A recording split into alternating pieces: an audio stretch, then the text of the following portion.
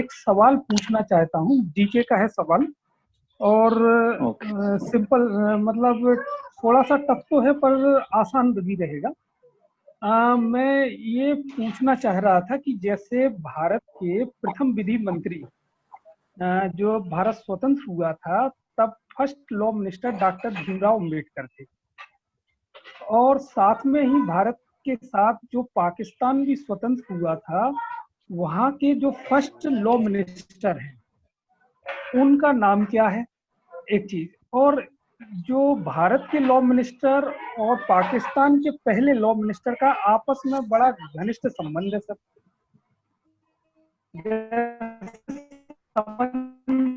में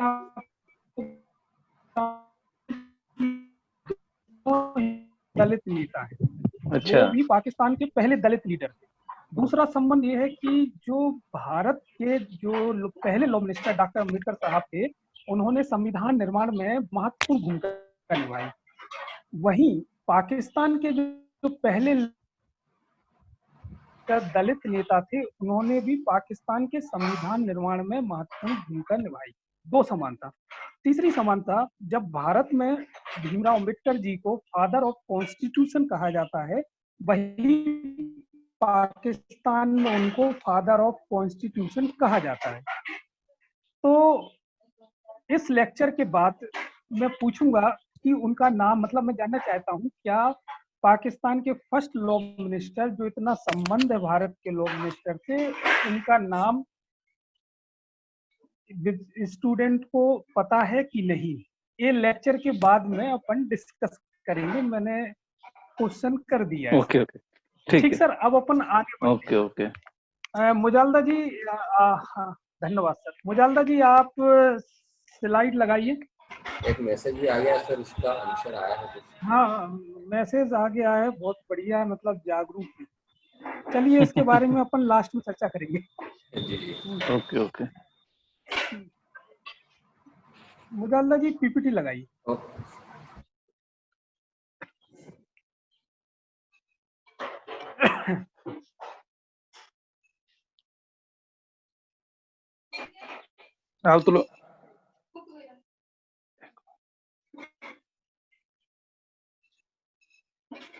हाँ,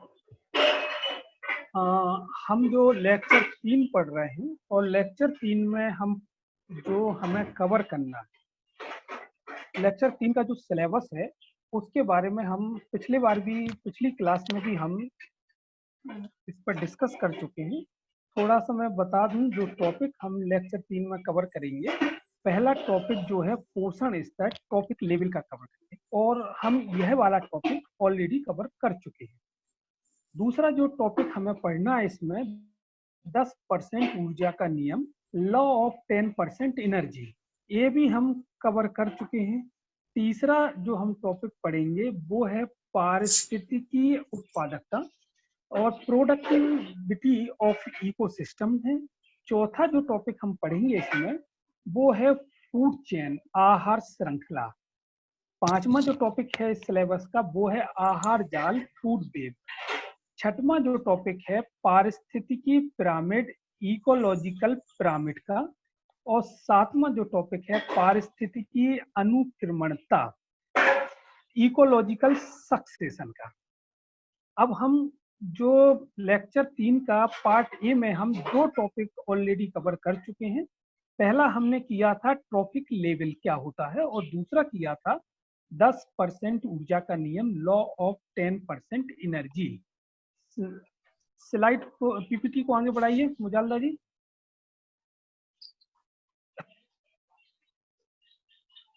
thank you. अब हम अगला टॉपिक जो हमारा है आहार श्रृंखला, फूड चेन के बारे में। बहुत ही सरल टॉपिक है। आहार श्रृंखला, आहार जाल, ये सब सरल टॉपिक है, और फिर भी सिलेबस में है तो हम एक बार इस प्रक्रिया से गुजरेंगे। देखिए, आहार श्रृंखला का सबसे पहले ये समझें कि कॉन्सेप्ट किसने दिया। आहार श्रृंखला का जो कॉन्सेप्ट देने वाले जो विद्वान हैं वो हैं चार्ल्स एल्टन। क्वेश्चन अक्सर पूछा जाता है, आहार श्रृंखला का कॉन्सेप्ट देने वाले वैज्ञानिक कौन है? तो आप बताएंगे चार्ल्स एल्टन। अब आहार श्रृंखला क्या है, फूड चेन क्या है, हम इसको पढ़ते हैं। किसी पारितंत्र में एक जीव अपने भोजन के लिए किस जीव को खाता है? किसी पारितंत्र में एक जीव अपने भोजन के लिए किस जीव को खाता है, अर्थात किस जीव पर वह निर्भर रहता है, इसको आहार श्रृंखला कहा जाता है। एक बार मैं फिर से बताऊं, आहार श्रृंखला का जो कॉन्सेप्ट है, कॉन्सेप्ट देने वाले जो विद्वान हैं चार्ल्स एल्टन महोदय हैं। अब आहार श्रृंखला होती क्या है कि किसी परितंत्र में एक जीव अपने भोजन के लिए किस जीव को खाता है, अर्थात किस जीव पर निर्भर रहता है, उसको आहार श्रृंखला कहते हैं। अब मैंने इसको एग्जाम्पल के माध्यम से भी समझाया है। जैसे कि पहला एग्जाम्पल जो है, आप थोड़ा मुझे स्लाइड को थोड़ा ऊपर कीजिएगा। पहला एग्जाम्पल मैंने घास पारितंत्र का लिया है। घास पारितंत्र में, ग्रासलैंड इकोसिस्टम में घास जो है उत्पादक है, प्रोड्यूसर है। घास को टिड्डा खाता है। मुजाल्ला जी अगर पेन से कवर कर सकते हैं, इससे टिक कर सकते हैं तो करिएगा। घास को टिड्डे खाते हैं और टिड्डे को मेंढक खाता है, और मेंढक को सांप खाते हैं, सांप को बाज खाते हैं, और बाज को डीकम्पोजर्स खाते हैं। दूसरा मैंने जो उदाहरण है लिया है, पहला घास को हिरण ने खाया और हिरण को शेर ने खाया। कहने का तात्पर्य ये है ये कि आहार श्रृंखला के एग्जाम्पल हैं। मतलब आहार श्रृंखला हमेशा रेखीय होती है, लाइनर होती है, एक सी दिशा में चलती है आहार श्रृंखला। इसी तरह मैंने एक जलीय पारितंत्र का उदाहरण लिया है। जलीय पारितंत्र में जो आहार श्रृंखला किस प्रकार से चलती है, देखिए जलीय पारितंत्र में पहला है फाइटोप्लैंक्टन्स। फाइटोप्लैंक्टन्स सफेद, छोटे छोटे सफेद सूक्ष्म माइक्रो ऑर्गेनिज्म होते हैं, जिनको छोटी मछलियां खाती हैं। छोटी मछली को बड़ी मछली खाती है, और बड़ी मछली को शार्क मछली खाती है। ये जो उदाहरण है फूड चेन का उदाहरण है, और ये घास पारितंत्र का और जलीय पारितंत्र का उदाहरण है। बहुत ही सिंपल है, आपको बिल्कुल समझ में आ गया होगा, कहीं मैं ऐसा मान के चल रहा हूँ। एक बार और, आहार श्रृंखला का जो कॉन्सेप्ट दिया चार्ल्स एल्टन ने दिया। आहार श्रृंखला किसी परितंत्र में एक जीव अपने भोजन के लिए किस जीव को खाता है, अर्थात वह किस जीव पर निर्भर रहता है, इसको आहार श्रृंखला बोलते हैं। एग्जाम्पल्स घास पारितंत्र का लिया और जलीय पारितंत्र का लिया। कहने का अर्थ है जो फूड चेन की जो श्रृंखला है रेखीय होती है, एक लाइन में चलती है, एक सीध में चलती है। अब नेक्स्ट पीपीटी लगाइए मुजालदा जी।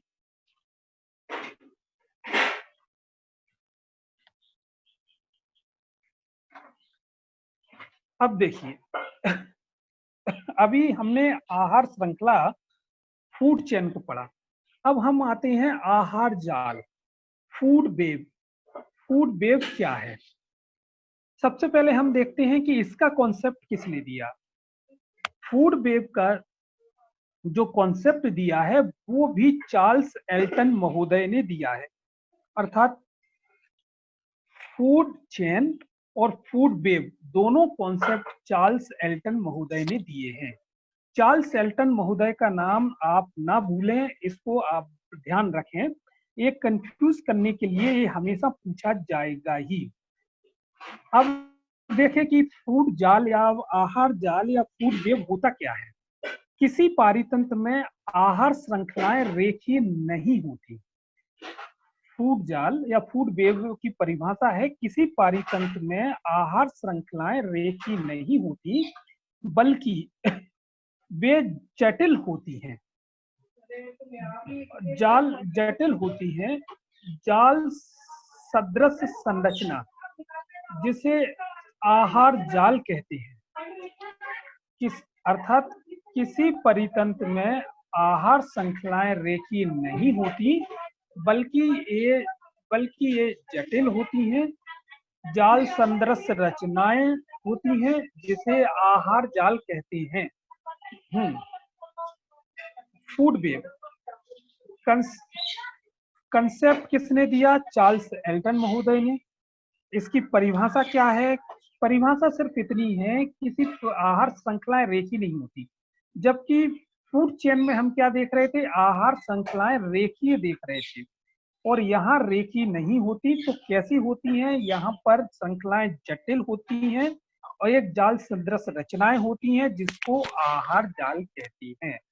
अब देखिए, फूड चेन और फूड वेब में अंतर क्या है? फूड चेन रेखीय श्रृंखला होती है और फूड जाल जटिल संरचना होती है, जाल सदृश संरचना होती है, रेखीय संरचना नहीं होती। हाँ, चलिए हम इसको एक उदाहरण चित्र के माध्यम से समझते हैं। मुजाल्ला जी थोड़ा सा ऊपर कीजिए। हाँ, बस बस बस, ये आहार श्रृंखला का चित्र है, जरा ध्यान से समझिएगा। जैसे घास को जब टिड्डा खाता है, टिड्डे को मेंढक खाता है, मेंढक को सांप, और सांप को बाज खा जाता है। तो ये तो एक फूड चेन का भी यही एग्जाम्पल है, ये रेखीय श्रृंखला होती है। परंतु अब आहार जाल देखिए, घास को खा सकता है, घास को हिरण भी खा सकता है, घास को बकरी भी खा सकती है।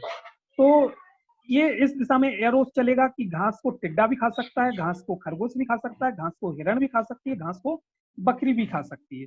अब खरगोश को सांप भी खा सकता है। मैंने एरो बना के लिखा, मतलब आप देख सकते हैं चित्र में कि खरगोश को सांप भी खा रहा है।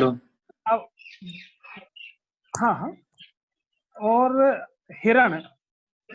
हिरण को शेर भी खा सकता है, हिरण को चीता भी खा सकता है, हिरण को बाघ भी खा सकता है, और साथ में हिरण को मनुष्य भी खा सकता है।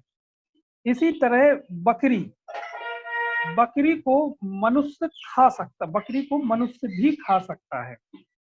अर्थात आप, और इसी प्रकार से देखें, मनुष्य को शेर भी खा सकता है, चीता भी खा सकता है, बाघ भी खा सकता है।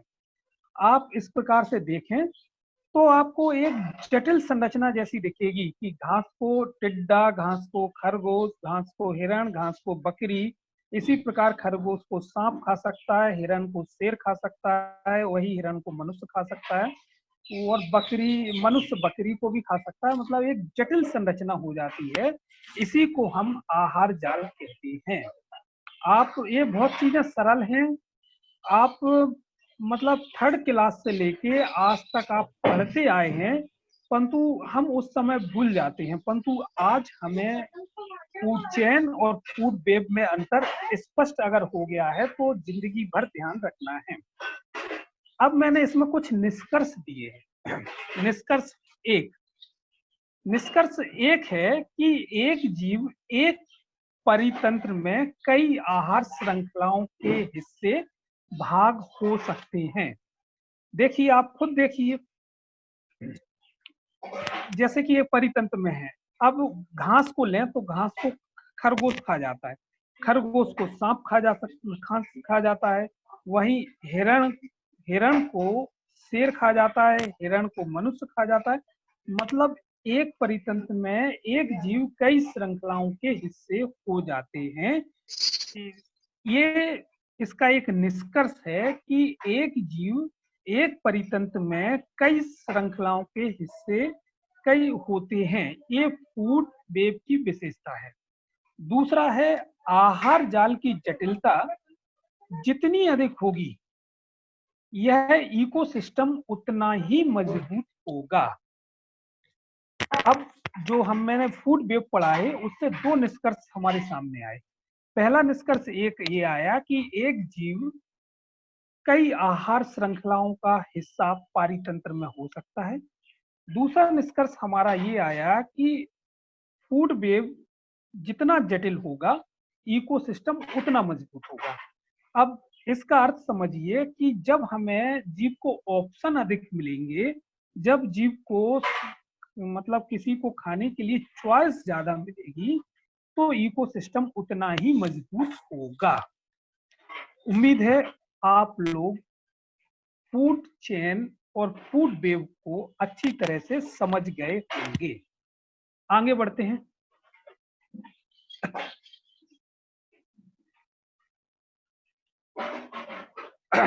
अब हम आते हैं अगला टॉपिक जो हमारा है पारिस्थितिकीय पिरामिड, इकोलॉजिकल पिरामिड। अब सबसे पहले हम इसे ये समझते हैं कि पारिस्थितिकी पिरामिड क्या है, और दूसरा हम पढ़ेंगे कि पारिस्थितिकी पिरामिड कितने प्रकार के होते हैं। तो सबसे पहले हम पढ़ें कि इकोलॉजिकल पिरामिड होता क्या है।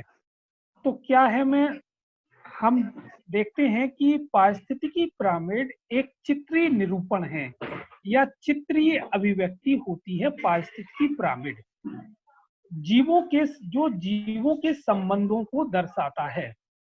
अगर हमसे पूछा जाए कि इकोलॉजिकल पिरामिड क्या है, तो हम ये कहेंगे कि यह चित्रीय व्याख्या है जो जीवों के संबंधों को दर्शाता है। यह एक पोषण स्तर से दूसरे पोषण स्तर की ओर चित्र के माध्यम से अभिव्यक्त करता है। अभी मैंने आपको समझा रहा हूं कि इकोलॉजिकल पिरामिड क्या है। तो इकोलॉजिकल पिरामिड की जो परिभाषा है वो है, यह चित्रीय व्याख्या होती है जो कि जीवों के संबंधों को चित्र के माध्यम से दर्शाता है, उसे इकोलॉजिकल पिरामिड कहते हैं। दूसरा इसी में मैंने बताया कि एक पोषण स्तर से दूसरे पोषण स्तर की ओर चित्र के माध्यम से व्याख्या इकोलॉजिकल पिरामिड कहलाती है। अब हम आते हैं कि इकोलॉजिकल पिरामिड कितने प्रकार के होते हैं। प्रकार, पहला ऊर्जा पिरामिड, एनर्जी पिरामिड। दूसरा है संख्या पिरामिड, नंबर पिरामिड जिसे इंग्लिश में नंबर पिरामिड कहते हैं। तीसरा है ज्यवभार पिरामिड, बायोमास पिरामिड। ठीक है, अब मुझे लगता है आप ये चीज समझ गए होंगे कि पारिस्थितिकी पिरामिड क्या है और कितने प्रकार का होता है। पारिस्थितिकी पिरामिड चित्र के माध्यम से जीवों के संबंधों की व्याख्या है। पारिस्थितिकी पिरामिड 3 प्रकार के होते हैं, ऊर्जा पिरामिड, संख्या पिरामिड, ज्यवभार पिरामिड। अब हम इस स्लाइड को थोड़ा सा आगे कीजिए मुझे।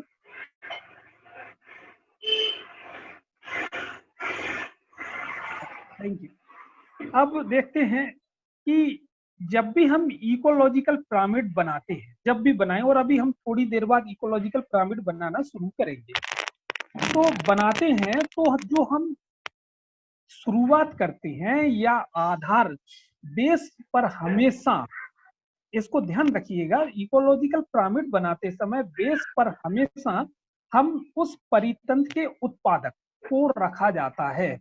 उत्पादक से मतलब प्रोड्यूसर, प्रोड्यूसर से मतलब जो चीज का उत्पादन करेगा, जिस चीज को फिर बाकी के जीव खाते हैं, उसको रखा जाएगा। हमेशा ध्यान रखिएगा कि इकोलॉजिकल जब भी हम पिरामिड बनाएंगे तो उस पिरामिड में हम सबसे पहले उत्पादक प्रोड्यूसर को रखेंगे। इकोलॉजिकल पिरामिड में हम प्रोड्यूसर को ही रखेंगे, उसके बाद हम शुरू करेंगे। अभी देखिए हम इकोलॉजिकल पिरामिड को पढ़ रहे हैं। इकोलॉजिकल पिरामिड में हमने समझा कि इकोलॉजिकल पिरामिड क्या है। तो मैंने बताया कि इकोलॉजिकल पिरामिड चित्रीय व्याख्या है जीवों के संबंधों का। दूसरा हमने जाना कि इकोलॉजिकल पिरामिड कितने प्रकार के होते हैं। तो मैंने बताया कि इकोलॉजिकल पिरामिड 3 प्रकार के होते हैं। पहला एनर्जी पिरामिड, दूसरा नंबर पिरामिड, तीसरा बायोमास पिरामिड। फिर हमने समझा कि इकोलॉजिकल पिरामिड बनाते समय हमें जो आधार पर रखना है, वो आधार पर हम उत्पादक को रखेंगे। हम उत्पादक प्रोड्यूसर से शुरू करते हुए पिरामिड की संरचना बनाएंगे। अब हम आगे की पीपीटी में ऊर्जा पिरामिड, एनर्जी पिरामिड को लेंगे। मुजाल्ला जी अगली पीपीटी लगाइए।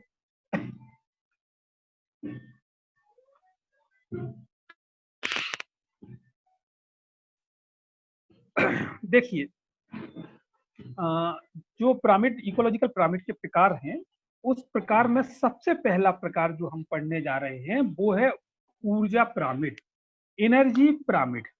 अब ऊर्जा पिरामिड जो है, ऊर्जा पिरामिड दो रूप में बन सकता है। ऊर्जा पिरामिड के दो रूप हो सकते हैं, एक तो घास पारितंत्र में बन सकता है, दूसरा जो बन सकता है वो जल पारितंत्र में बन सकता है, यानी वाटर इकोसिस्टम में और ग्रासलैंड इकोसिस्टम में ऊर्जा पिरामिड का निर्माण हो सकता है। अब हम इसको देखेंगे, सबसे पहले घास पारितंत्र में ऊर्जा पिरामिड का निर्माण कैसे होगा। देखिए, घास पारितंत्र में मैंने आपको ट्रॉपिक लेवल पढ़ाया था, तो और 10% ऊर्जा का नियम पढ़ाया था। ट्रॉपिक लेवल में मैंने ये समझाया था एक स्तर से दूसरे स्तर में ऊर्जा का स्थानांतरण हो रहा है, और 10% ऊर्जा के नियम में पढ़ाया था कि किसी भी जीव की मात्र 10% ऊर्जा ही स्थानांतरित होती है। अब हम इसको चलते हैं।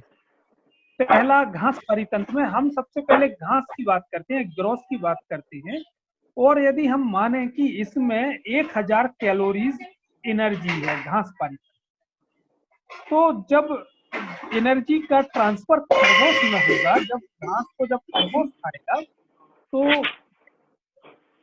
तो खरगोश में मान लीजिए 100 कैलोरीज एनर्जी।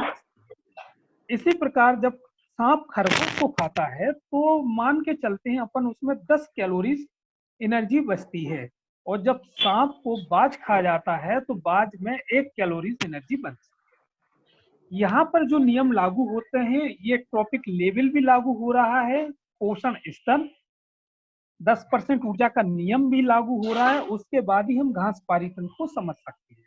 अब हम इसका चित्र बनाएंगे, घास पारितंत्र का फ्लो, इकोलॉजिकल पिरामिड कैसे बनेगा। तो मैंने एक चित्र के माध्यम से समझाया, चूंकि घास यहाँ पे सबसे ज्यादा कैलोरी है, और मैंने आपको ये बताया है कि इकोलॉजिकल पिरामिड बनाते समय उत्पादक को बेस पर रखेंगे। अब यहाँ उत्पादक क्या है, घास है। घास को,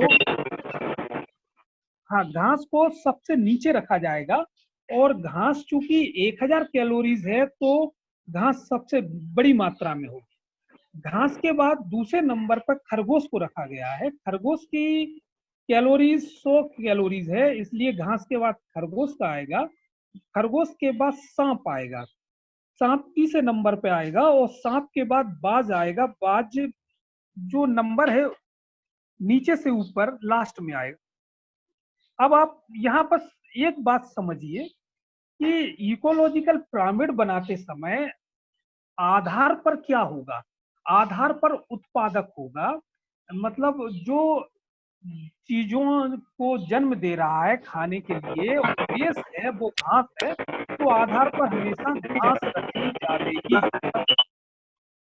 इसी को दूसरे जल परितंत्र के एग्जाम्पल से समझते हैं। मुजालदा जी, स्लाइड को आगे कीजिए।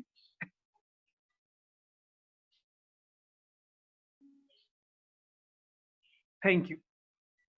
देखिए, अभी हमने समझा था घास पारितंत्र में, अब हम इसी को जल पारितंत्र में समझते हैं।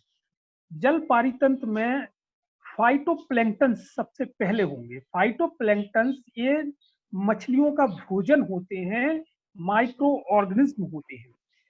ये अगर इनमें 1000 कैलोरीज है तो वो छोटी मछली जो फाइटोप्लैंक्टन को खाएगी तो उसमें 100 कैलोरीज एनर्जी हो।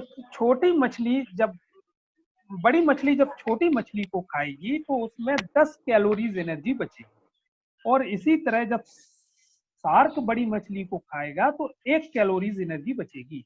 मैं यहाँ पर आपको ये बता दूं कि कोई स्टूडेंट नए जुड़े हैं यहाँ पे, तो वो ये समझ नहीं पा रहे होंगे कैलोरीज 1000 से 100 कैलोरीज कैसे हो गई, 100 से 10 कैसे हो गई, 10 से 1 कैसे हो गई।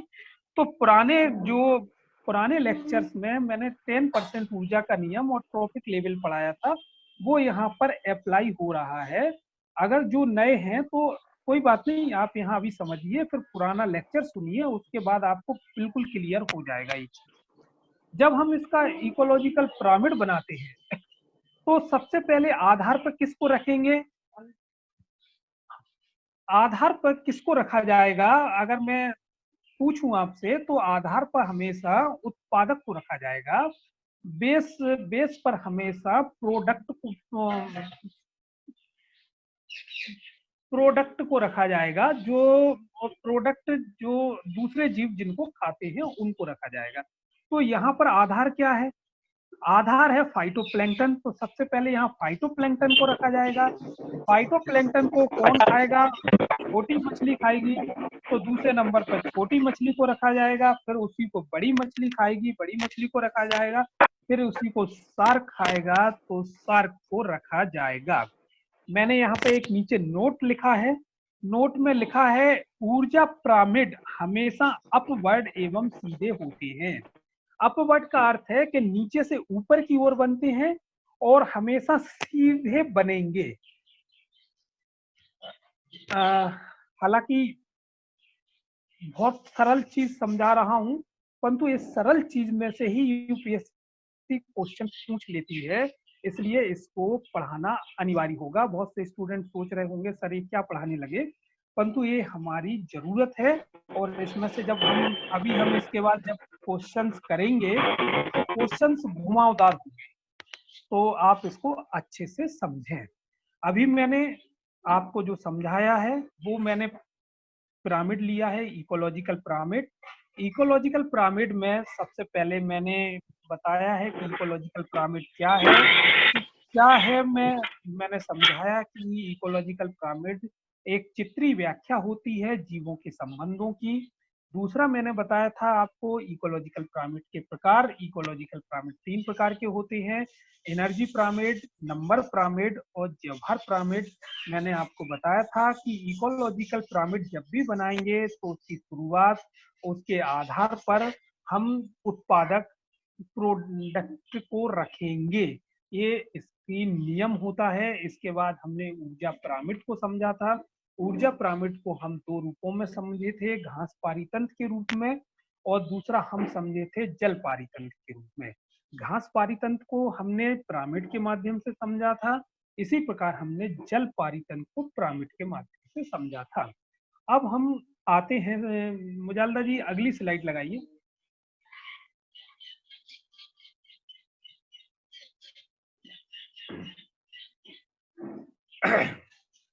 अब हम दूसरे नंबर के जो पिरामिड्स बनते हैं इकोलॉजिकल पिरामिड्स में, वो संख्या पिरामिड, नंबर पिरामिड्स कैसे बनते हैं, अब हम इसको समझते हैं। इसको थोड़ा ध्यान से समझिएगा।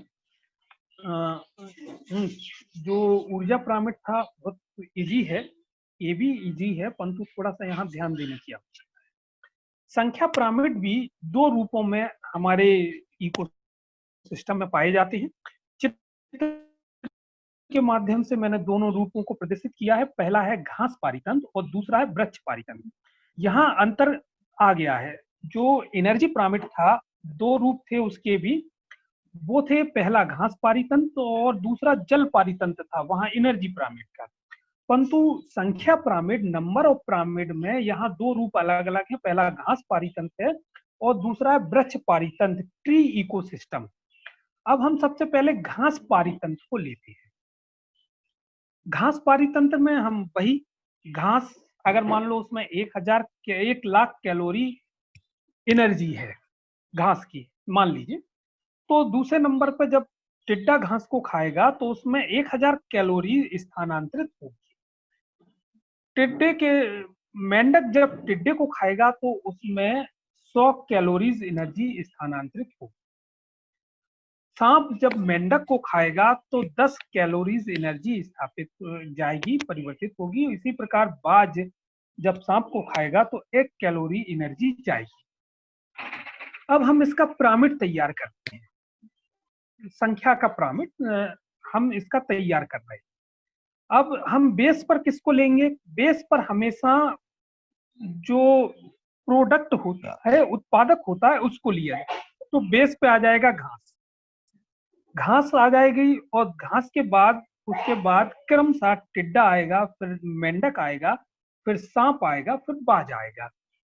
आप इसको अच्छी तरह से समझ रहे हो, घास पारीतंत्र उसी जैसा है, परंतु यहाँ पर संख्याएं हैं। मान ली यहाँ पर घास की कैलोरी नहीं है, घास की संख्या है। मान लो 1 लाख घास के पौधे हैं, उनको लिया गया है। ऊर्जा पिरामिड में हम कैलोरी को ले रहे हैं, यहाँ हम संख्या को ले रहे हैं, नंबर ऑफ ग्रोस, यानी 1 लाख घास है, पर उसके बाद 1 लाख घास पर 1000 टिड्डे होंगे, 1000 टिड्डे पर 100 मेंढक होंगे, 100 मेंढक को खाने के लिए 10 सांप होंगे, और 10 सांप को खाने के लिए 1 बाज होगा। ये एक इकोसिस्टम की नंबर संख्या पिरामिड की एक संरचना होती है। अगर 1 लाख घास नहीं होंगे, अगर मान लीजिए 1000 घास हुई, तो टिड्डे की संख्या अब कम हो जाएगी। जब टिड्डे की संख्या कम होगी तो मेंढक की संख्या कम होगी। ये नियम होता है, जितनी ज्यादा संख्या में प्रोडक्ट होंगे वह डिपेंड करता है कि प्राइमरी, सेकेंडरी, टर्सरी उपभोक्ता कितने कितने होंगे। चलिए, मुझे लगता है ये समझ में आ गया होगा। अब हम इसको वृक्ष पारितंत्र के उदाहरण से समझेंगे। मुजालजा जी थोड़ा आगे कीजिए, और थोड़ा सा, बस, थैंक यू। आपने कोई, मैं मान के चल रहा हूं कि सबने वृक्ष ट्री देखे होंगे। हम उसी को यहाँ अप्लाई करेंगे, उसी को यहाँ समझने की कोशिश करेंगे। एक मान लीजिए ट्री है, बड़ा है, बरगद का पेड़ है या नीम का पेड़ है, जो भी आप कल्पना कर लीजिए। तो वृक्ष क्या हो गया? उत्पादक हो गया। वृक्ष यहाँ पर उत्पादक हो गया, तो वृक्ष हो जाएगा एक, क्योंकि उत्पादक है। अब वृक्ष पर चींटियां कितनी है? मान लीजिए कि चींटियां वृक्ष पर 1000 चींटियां हैं। अब उन जो 1000 चींटियां हैं, उनको खाने के लिए छिपकलियां कितनी है?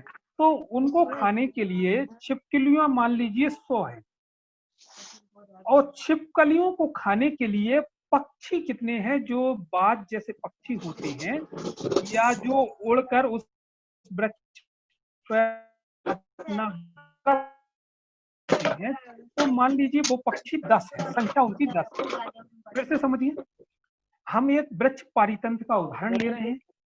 वृक्ष पारितंत्र में जो उत्पादक है वो ट्री है, तो उत्पादक की संख्या है, तो वो संख्या 1 है।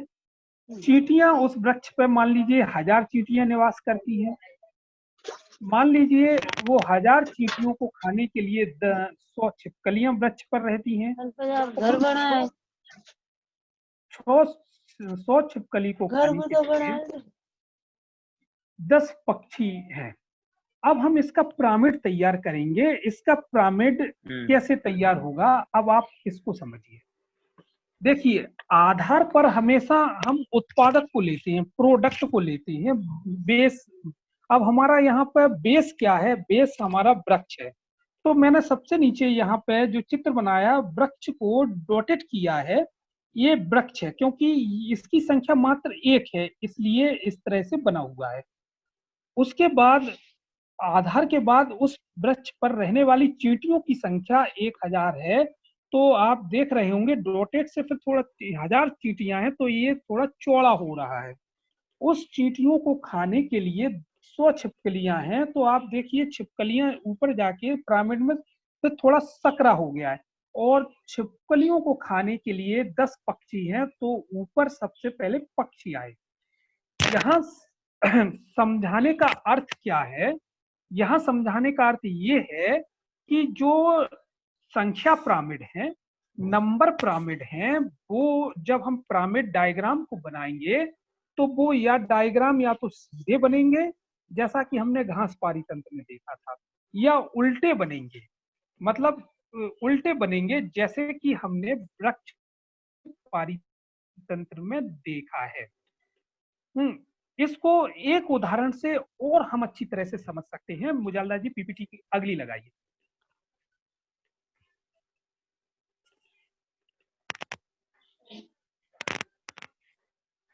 बस बस बस, देखिए, यहाँ पर भी मैंने एक वृक्ष को लिया है, उत्पादक है। उस वृक्ष पर जो पक्षी निवास करते हैं, हमने माना है कि उस वृक्ष पर 100 पक्षी निवास करते हैं, 100 पक्षियों के घोंसले हैं। पक्षियों पर परजीवी कितने पाए जाते हैं? परजीवी पैरासाइट उन पक्षियों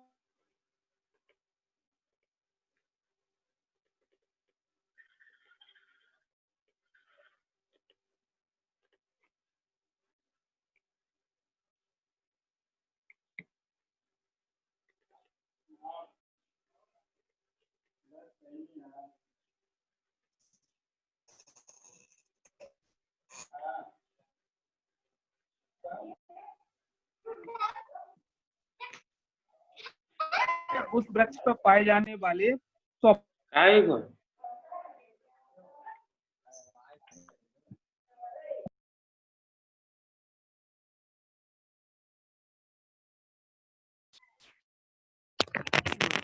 हाँ, शायद सिग्नल चला गया था, फिर से आ गया है। मैं आपको समझा रहा हूँ। नंबर पिरामिड, नंबर पिरामिड में मैंने वृक्ष को लिया, वृक्ष उत्पादक है, पक्षी उस वृक्ष पे रहने वाले 100 हैं, परजीवी की संख्या 500 है, हाइपर पैरासाइट की संख्या मान लीजिए 5000 है। तो यहाँ पर आप स्पष्ट देख रहे होंगे कि वृक्ष जो एक है, तो उत्पादक को हमेशा बेस पर रखा जाता है, तो सबसे नीचे वृक्ष आएगा और उसके बाद पक्षी आएंगे हैं, फिर उसके बाद पैरासाइट आएंगे, जो पैरासाइट 500 हैं, उसके बाद हाइपर पैरासाइट आएंगे। इसको बनाने का मतलब क्या है? इसको बनाने का मतलब क्या है? यहाँ आप पिरामिड उल्टा देख रहे हो। देखिए, पिरामिड आप उल्टा देख रहे हैं, और कहने का तात्पर्य ये है कि जो नंबर पिरामिड होती हैं, नंबर पिरामिड सीधे भी हो सकते हैं और उल्टे भी हो सकते हैं। सीधे, जैसे मैंने घास पारीतंत्र के माध्यम से समझाया था, घास पारीतंत्र में पिरामिड सीधा बन रहा था। मुजल्ला जी, इसकी अगली पीपीटी, पहली पीपीटी को लीजिए जरा, 11 नंबर पीपीटी, थोड़ा सा और आगे, बस बस। देखिए, ये भी घास पारीतंत्र का उदाहरण है। यहाँ पर पिरामिड बिल्कुल सीधा बन रहा है, सीधा बन रहा है, ट्रायंगुलर सीधा है, इस तरह का ट्रायंगुलर है। और वही जो हम वृक्ष पारीतंत्र जब बना रहे थे, अगली पीपीटी लीजिए मुजल्ला जी। इसमें जो पिरामिड है ना, उल्टा बन रहा है, आप स्वयं देख लीजिए, इसमें पिरामिड उल्टा हो गया है। तो इसमें हमें क्या निष्कर्ष निकल के सामने आए? इसमें हमें निष्कर्ष ये निकल के सामने आया कि जो संख्या नंबर पिरामिड होती हैं, वो सीधे भी बन सकते हैं और उल्टे भी बन सकते हैं। दूसरा, जब हम एनर्जी पिरामिड पढ़ रहे थे, तो एनर्जी पिरामिड जो निष्कर्ष था, वो निष्कर्ष ये था कि एनर्जी पिरामिड हमेशा अपवर्ड और सीधे होती हैं, नीचे से ऊपर की ओर होती है। ये मेरे द्वारा मतलब आज का ये लेक्चर था। आज के लेक्चर्स में एक बार मैं इसका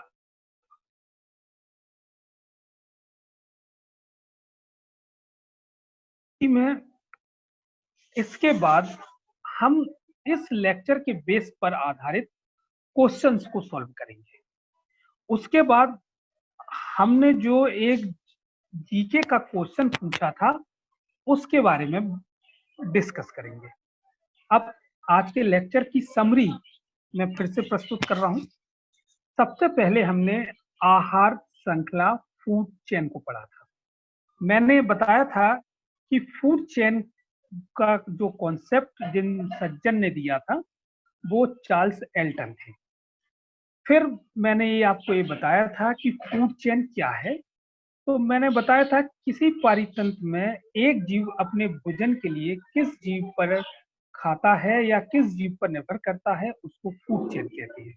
मैंने आपको एग्जाम्पल घास पारितंत्र और जलीय पारितंत्र के माध्यम से उसको समझाया था।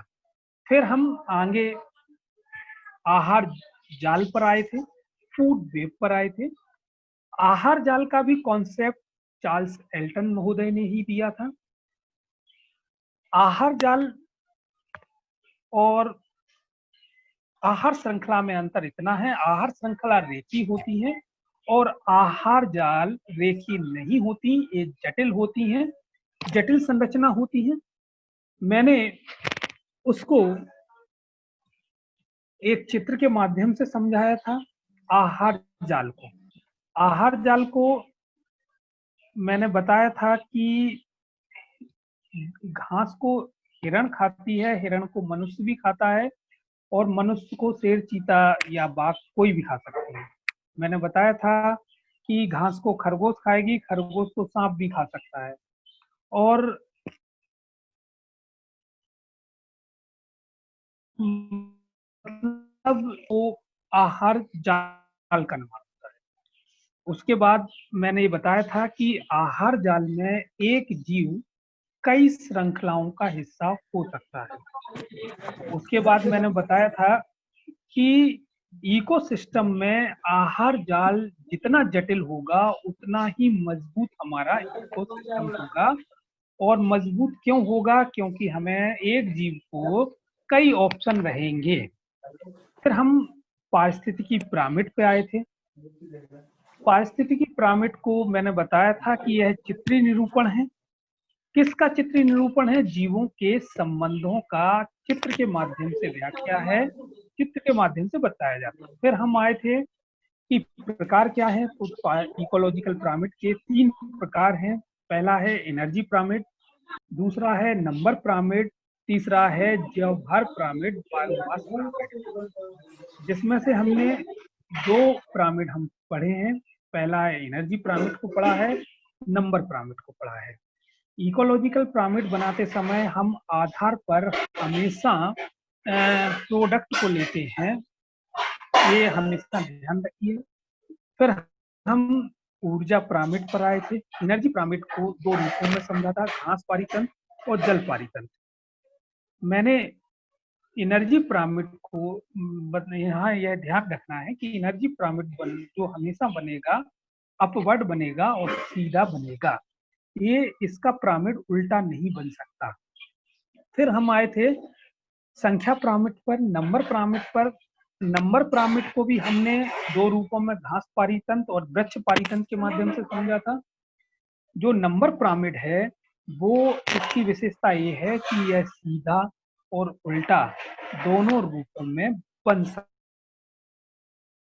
है।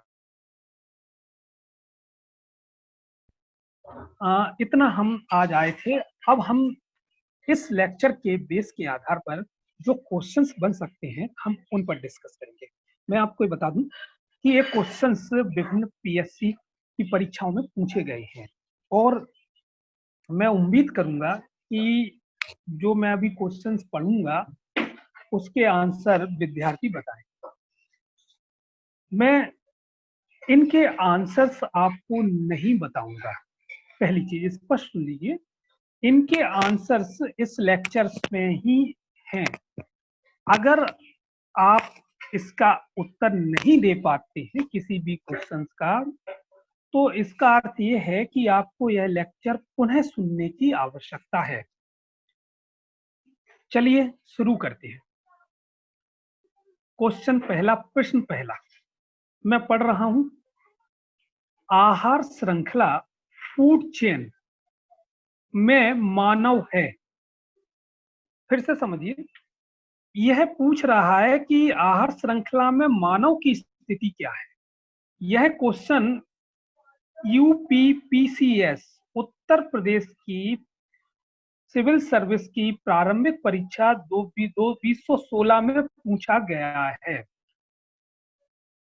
अब ऑप्शन में आपको पढ़ देता हूं।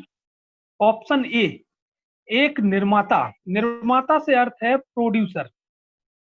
ऑप्शन बी, केवल प्राथमिक उपभोक्ता। ऑप्शन सी, केवल द्वितीयक उपभोक्ता।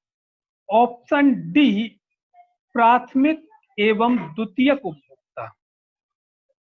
यहां मैं बता दूं कुछ लोगों ने आंसर दिए हैं 3-4 विद्यार्थियों ने आंसर दिए हैं, परंतु मुझे उनका आंसर सही नहीं लग रहा है। इसका अर्थ है, हाँ, अब जो आंसर आया है संजय जी करके आया, उनका सही आंसर है। मैं इसका आंसर नहीं बताऊंगा। इसका मतलब अर्थ है कि आप लोगों ने ध्यान से नहीं सुना। जब मैं फूड चेन पढ़ा रहा था तो आप लोगों ने सोचा होगा सर ये क्या पढ़ा रहे हैं, ये तो सरल चीज है, तो आते ही है, परंतु क्वेश्चंस जो आते हैं घुमा के पूछे जाते हैं, इसलिए इसको बड़ा धैर्य के साथ करना है।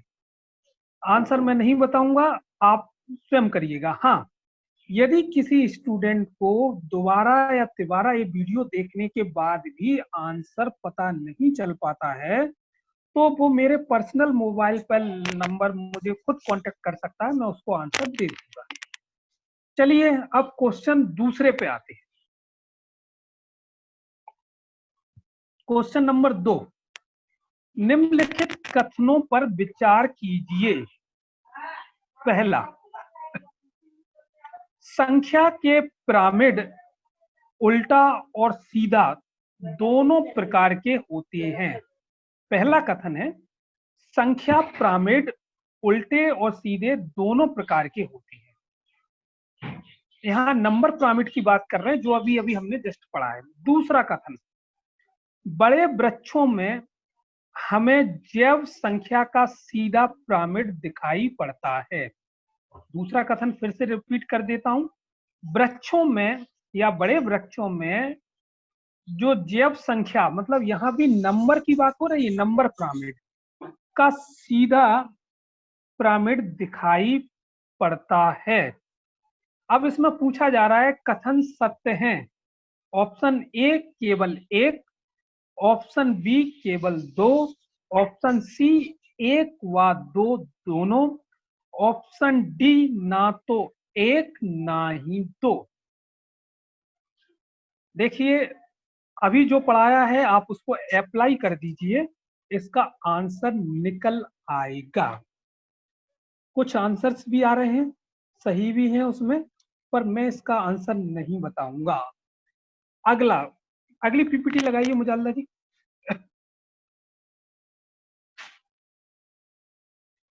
Thank you.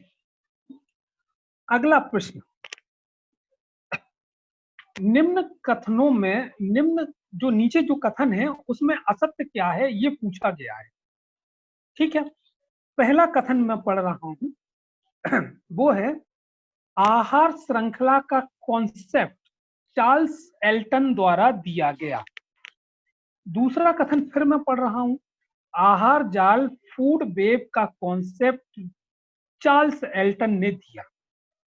ऑप्शन है ए केवल एक, ऑप्शन बी है केवल दो, ऑप्शन सी है एक व दो दोनों, ऑप्शन डी है ना तो एक ना ही दो।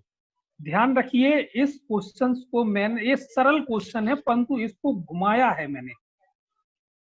आप अभी तक किसी का जवाब नहीं आया है, आप जवाब आ गया है, परंतु ये दोनों जो दो जवाब आए दोनों ही गलत है। तीसरा जवाब आया है मनोज कुमार जी का, ये सही जवाब है। मतलब आप थोड़ा सा ये पढ़ा करें कि सत्य पूछा जा रहा है कि असत्य पूछा जा रहा है। ठीक है, यहाँ असत्य पूछा जा रहा है और ये घुमा के इसी तरह से क्वेश्चन पूछे जाएंगे यूपीएससी में, इसी तरह के क्वेश्चन पूछे जाएंगे जो आपको सरल लगेंगे पर आप उसको आंसर गलत करके आ जाते। चलिए अब हम आगे बढ़ते हैं। क्वेश्चन 4, क्वेश्चन 4 है कि इकोलॉजिकल पिरामिड बनाते समय आधार पर हमेशा, ऑप्शन ए उस परितंत्र के उपभोक्ता को रखा जाएगा, ऑप्शन बी उस परितंत्र के उत्पादक को रखा जाएगा, ऑप्शन सी ए प्लस बी दोनों सही हैं, ऑप्शन डी उक्त में से कोई भी सही नहीं है। बहुत बढ़िया, जो जिनने भी आंसर दिया है सभी सही आंसर दिए हैं। ये 4 क्वेश्चंस थे। ये क्वेश्चंस तो एमपीपीएससी या अदर स्टेट की पीएससी में पूछे गए हैं, परंतु जब हम इसको फाइनल करेंगे, फाइनल मतलब जब ये टॉपिक लेक्चर थर्ड पूरा हो जाएगा, कोशिश रहेगी कि अगली बार ये खत्म हो जाए लेक्चर 3, तो उसमें हम जो भी हमारे लेक्चर्स में से पार्ट ए बी सी में से जो भी यूपीएससी में जितने भी क्वेश्चन पूछे गए हैं हम उसको डिस्कस करेंगे। वहां हम यूपीएससी को लेंगे और यहाँ पर हम विभिन्न पीएससी को ले रहे हैं, जैसे पार्ट ए में, पार्ट बी में, पार्ट सी में। और जब ये कंपाइल हो जाएगा तो हम वहां पर यूपीएससी के क्वेश्चन को लेंगे। मैं समझता हूँगा कि ये सरल था आज का लेक्चर, सबको आनंद आया होगा और क्वेश्चन के माध्यम से स्टूडेंटों को अपनी क्षमताओं का पता चल गया होगा कि क्या क्षमता है। और अब मैं आदरणीय अजय खड़े सर से निवेदन करूंगा कि माइक का संचालन सर संभालें। आदरणीय खड़े सर।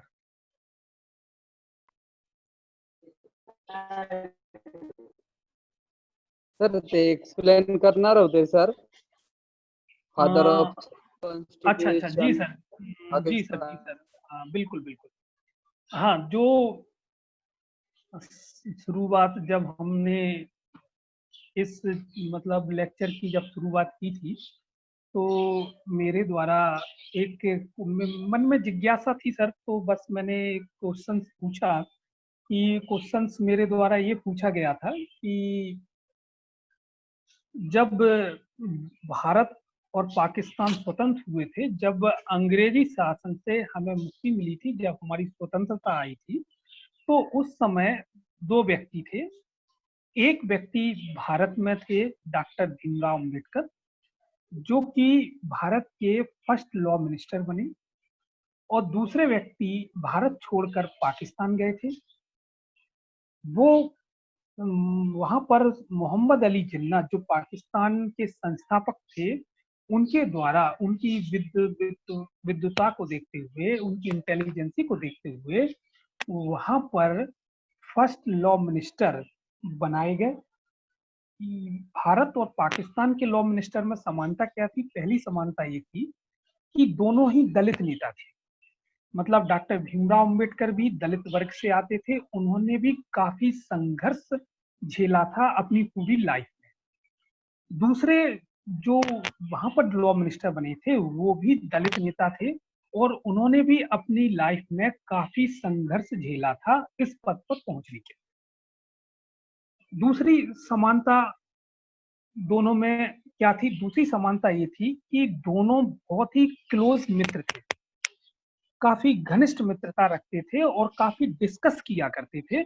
और जब ये पाकिस्तान चले गए तो भी जब संविधान का निर्माण करने लगे, वो वहां संविधान की में महत्वपूर्ण भूमिका निभाई, अंबेडकर जी ने भारत के संविधान में महत्वपूर्ण भूमिका निभाई। तो दोनों का आपस में डिस्कशन बाकायदा चलता रहता था संविधान निर्माण की प्रक्रिया के लिए। तीसरी समानता ये थी दोनों की कि यहाँ पर doctor Bhimrao Ambedkar father of constitution कहे जाते थे, और वहां पर जो मतलब पाकिस्तान में फादर ऑफ कॉन्स्टिट्यूशन, वो उन साहब को कहा जाता था। तीसरी एक दोनों में विषमता थी। आंसर आ रहे हैं, बहुत अच्छी बात है। तीसरी विषमता क्या थी मैं आपको ये बता दूं, दोनों में असमानता क्या थी कि डॉक्टर भीमराव अंबेडकर मुश्किल से अपने पूरे जीवन में 1 या 2 चुनाव जीत पाए थे, मुश्किल से। परंतु वो जो सज्जन थे पाकिस्तान के, जो लॉ मिनिस्टर बने, वो अपने पूरे जीवन काल में उन्होंने कई चुनाव लड़े और मुश्किल से 1 या 2 चुनाव हारे थे। अब वो जो सज्जन थे, जब भारत एक ही हुआ करता था, भारत और पाकिस्तान एक ही हुआ करते थे, तब संविधान सभा के चुनाव हुए।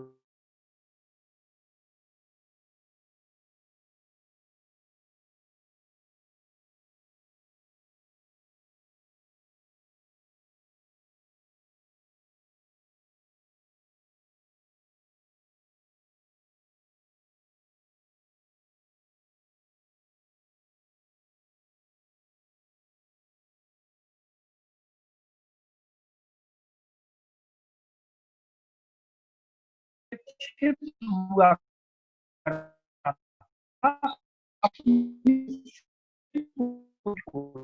अम्बेडकर को वहां से लड़ाया गया और डॉक्टर अम्बेडकर तब जाके संविधान सभा में पहुंचे। उन जो सज्जन का नाम है, नाम तो हालांकि बहुत से स्टूडेंटों ने बताया अभी मुझे और सही है, उनका जो नाम है, उनका नाम है जोगेंद्र मंडल जी।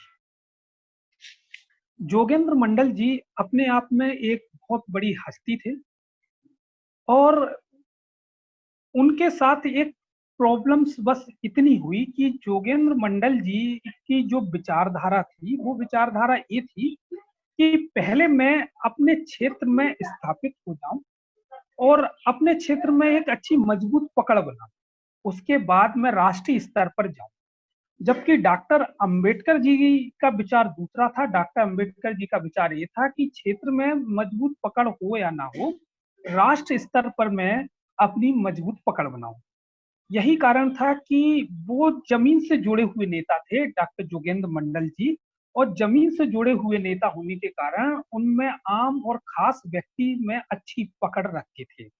और जहां तक मुझे लगता है यही कारण है कि वो बहुत ही कम चुनाव हारे, जबकि डॉक्टर अंबेडकर जी पूरे देश का प्रतिनिधित्व कर रहे थे और देश के प्रतिनिधित्व में कई लोग पीछे छूट जाते हैं। तो ये मेरी अपना सोच है और हो सकता है कहीं कोई दूसरा भी सोच रहा हो।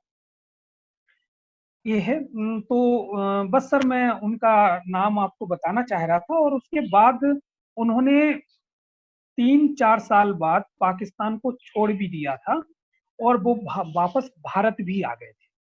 जब पाकिस्तान को क्यों छोड़ा, तो उन्होंने अपनी आत्मकथा में लिखा है कि मुझे जो वादे किए गए थे, मेरे भरोसे कई लोग पाकिस्तान गए थे, तो उन्होंने पर अत्याचार बंद नहीं हो रहे थे। कहीं ना उन्होंने अपना लेख जीवनी भी लिखी है। और उसके बाद जब वो भारत आए तो डिप्रेशन में चले गए, और डिप्रेशन में चले गए व्यक्ति, और अंततः बाद में उनकी मृत्यु भी हुई। और भारत में उन्होंने वामपंथी विचारधारा या वामपंथ से जुड़े और वामपंथी विचारधारा को आगे बढ़ाया। तो सर एक अच्छा क्वेश्चन लगा, इसलिए मैंने यहाँ पर जिक्र किया। और मतलब सभी स्टूडेंट्स को उनके बारे में पढ़ना चाहिए, उनके बारे में जानना चाहिए। डॉक्टर भीमराव अंबेडकर के बारे में तो पूरा भारत जानता है, पर जो गुमनामी के अंधेरे में हैं उनके बारे में शायद कम लोग जानते हैं। तो सबको पढ़ना चाहिए, मेरा ये मानना है। सर आज का ये जो लेक्चर्स है, अब मैं समझता हूँ यहाँ पर हो गया है। अगला मैं पार्ट इसका लेक्चर 3 का पार्ट सी बाद में करूँगा और अगले संडे को किया जाएगा। और मैं आदरणीय अजय खड़े सर से निवेदन करता हूँ कि अब माइक का संचालन सर करें।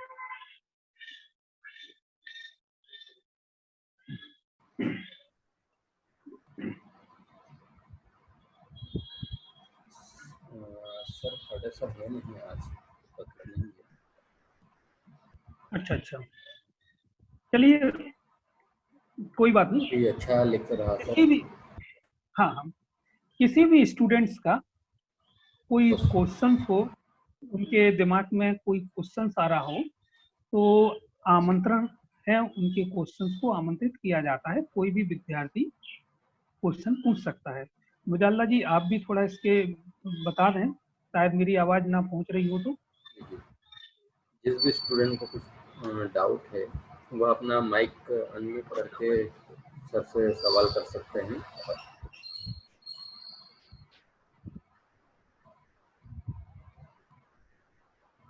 किसी को कोई डाउट?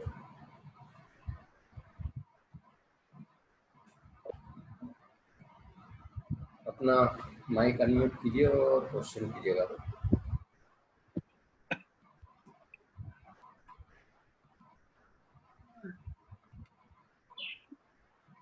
चलिए, लगता है ऐसा कोई डाउट नहीं है।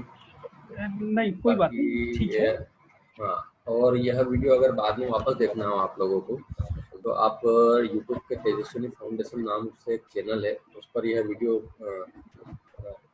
कल तक अपलोड कर दिया जाएगा। आप वहाँ पर जाकर भी इस वीडियो को वापस, इस लेक्चर को वापस देख सकते हैं। और साथ ही साथ जो पिछले जो लेक्चर हुए हैं अब तक के वह लेक्चर भी उस यूट्यूब चैनल पर मिल जाएंगे, जिसमें अगर आपको कुछ समस्या आ रही हो तो आप तेजस्विनी फाउंडेशन के यूट्यूब चैनल पर देखकर डाउट क्लियर कर सकते हैं। और साथ ही हरीश मौर्य सर का बहुत बहुत धन्यवाद। आज का लेक्चर भी बहुत ही बढ़िया रहा और आज आपने अच्छा एक स्टार्टिंग से ही एक क्वेश्चन कर दिया था स्टूडेंट के बीच, बहुत ही